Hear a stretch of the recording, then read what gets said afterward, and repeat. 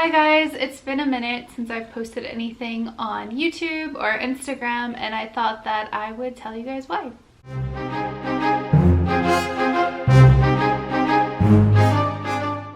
So you know, on my channel I post videos on self-care, health, and lifestyle, and the past couple of months I've been really going through a hard time with dealing with anxiety and depression.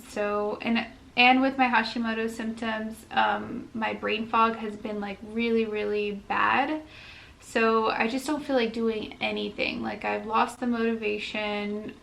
I kind of don't see the light at the end of the tunnel anymore. So I wasn't being consistent with eating well. The only thing that I've been consistent with since being back from my trip is hot yoga, working out 5 days a week. I think that definitely helps me, and knowing that I'm consistent with at least one thing makes me feel a little better. But I just wanted to get on here and just be honest. So hopefully, me being honest, if you're going through something difficult, I'm going through something difficult too, and I hope that gives you some type of comfort. And I've been trying to incorporate tools that I've been learning from going to therapy, and just so that I can change my life so that I no longer feel like crap. So my Hashimoto's update. If you want to follow my Hashimoto's story, or if you're going through a chronic illness, an autoimmune condition, I will plug the video here of my Hashimoto's story, and then tips and stuff that have really helped me along my autoimmune journey of healing. I've just hit a plateau at this point. With any autoimmune condition, there are many things that can be the root cause of it. So there's going to be a lot of testing that you have to go through in order to figure out what the hell is going on and why is your body responding this way. So if you check out that video, that'll kind of fill you in with everything that I have done, but I will do a quick summary. When I first got diagnosed with Hashimoto's, my thyroid antibody levels were at 400, my TSH was at 12, and the highest my thyroid antibodies were 700, and that was last summer. And my TSH, the highest it's ever been, is at 17. So once I got to my functional medicine doctor last January, she retested my levels, and because I had cut out gluten and dairy, my thyroid antibody levels went down to around 290. They've been pretty consistent ever since I've been going to her, and we've tried many different protocols to try to get them down, but they're still staying within the 270 to 290 range for my thyroid antibodies.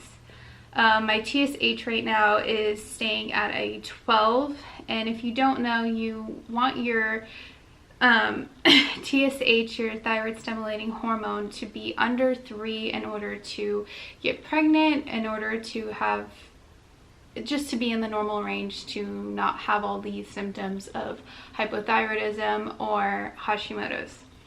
Because mine are so high, I deal with a lot of symptoms such as anxiety, depression.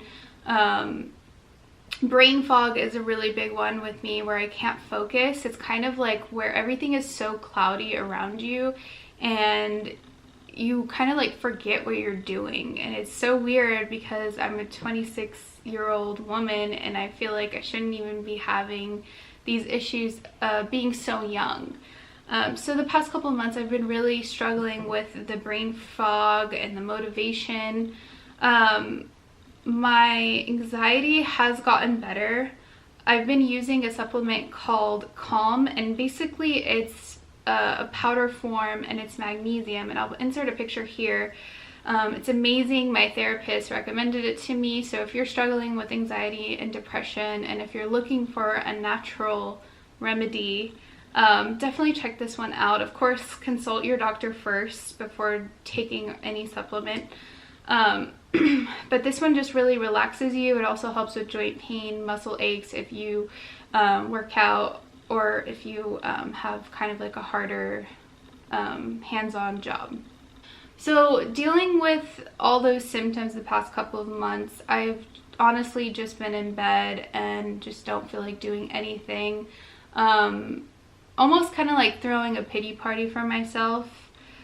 I was doing so well before our big trip to Europe because I thought, okay, well, we're doing different testing. We're following different protocols, so my levels should be going down. And I was just really hopeful. I had so much hope because I thought, okay, well, I'm following the protocol, I'm doing the AIP diet, I'm reintroducing foods, I'm working out consistently, you know, and I'm just kind of, I kept pushing myself. So I thought, okay, my levels are gonna go down. So it was just a big disappointment to see right before my trip, my levels were high. And that's when my TSH jumped to 17 and it was at a 12. When I came back, she wanted me to do a supplement called liver support just to see if that would help anything, and my levels went back down to 12. So ever since I've been seeing my functional medicine doctor, I've done protocols for my gut health, of repairing the gut. I did a GI map test. Tells you what's going on in your gut. I tested positive for parasites, H. pylori, SIBO, I don't know if I'm pronouncing that right, and yeast. So I had a lot of really bad gut infections. So we try to treat it with different antibiotics, a natural method of herbs and stuff like that. My levels were still staying the same. So from my understanding, that just meant that there could still be stuff going on in the gut. So she wanted me to retest my gut with the GI map test, which is a poop test if you guys don't know. It's very expensive. It's almost $400 to get it done.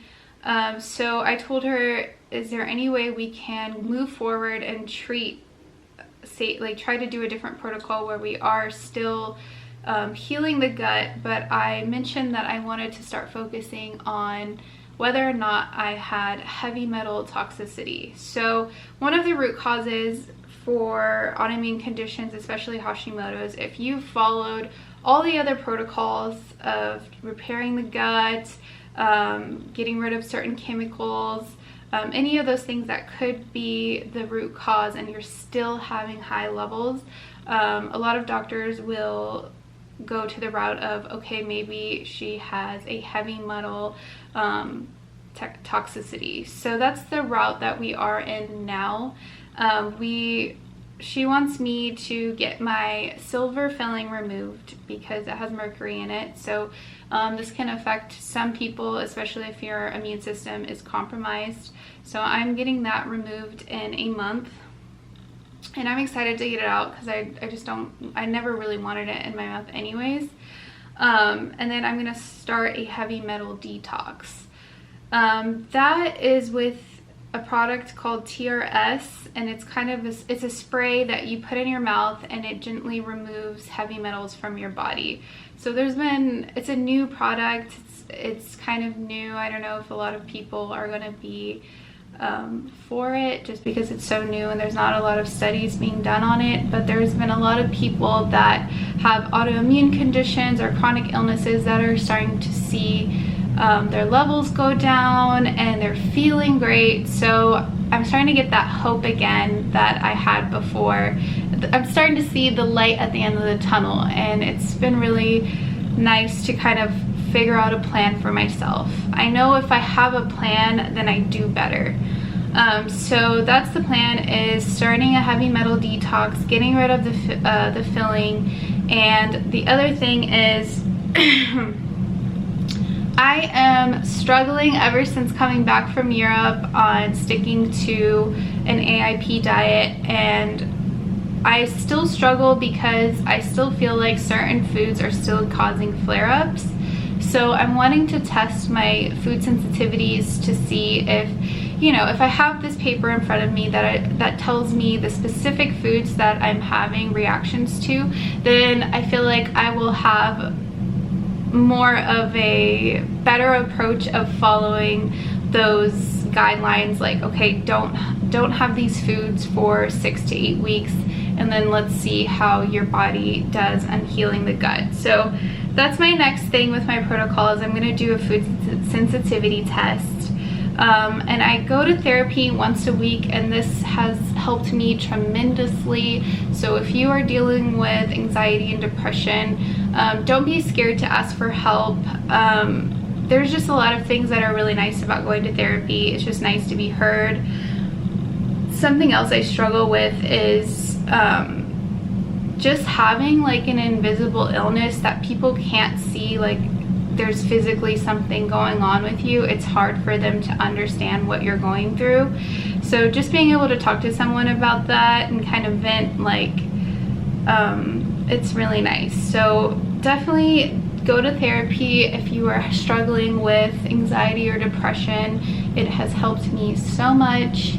I have re-recorded a video on tips to help people that have anxiety, depression. I have gone through it. Like probably the past 2.5 years have not been easy for me.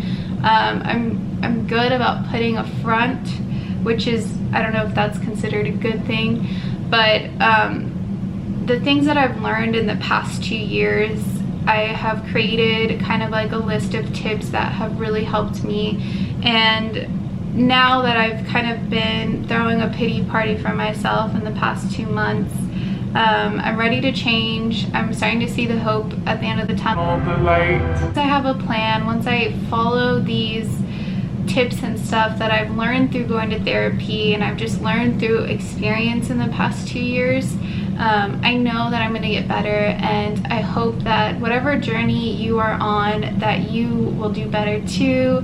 And if you want more videos from me, go ahead and subscribe, because I am ready to keep posting, and I'm excited for the new videos that are here to come. So I love you guys, and I hope that you guys are having a wonderful week, and I hope to see you guys in the next video. Bye guys.